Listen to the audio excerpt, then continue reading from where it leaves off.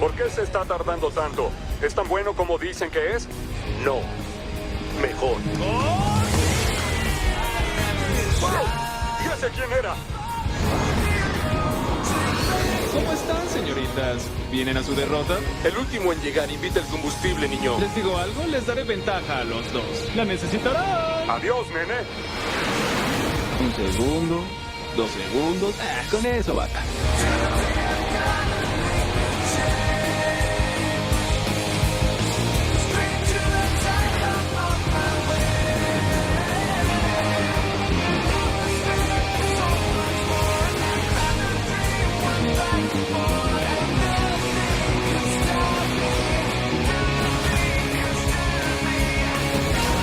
¡Adiós, ingenuos!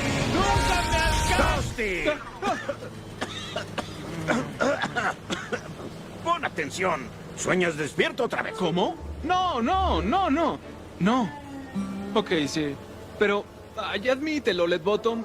En serio, esto no es tan difícil. Vuelo recto, da la vuelta, vuelo recto, da la vuelta, vuelo recto. ¿Le faltas el respeto a la grandiosa ciencia de la aplicación aérea? Oye, sé que soy más que un tranquilo fumigador. Ay, no, ¿otra vez me vas a repetir ese disparate de la carrera de las velas por el planeta? Disculpa, se llama Rally Alas por el Mundo, ¿ok? Ay, por las alas de mi abuelita. Y no es ningún disparate. Tengo un radio de giro cerrado, una tasa de potencia por peso ¿Ah, sí? alta. ¿Sabes qué otra cosa tienes? ¿Qué? Un tornillo suelto. ¿Por qué querrías dejar la fumigación? Cielos azules, nada de tráfico aéreo y ese dulce olor del vitamina bono.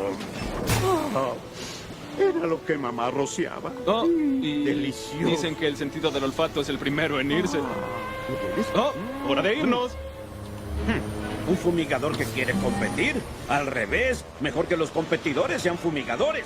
Vitamina bono, vitamina bono.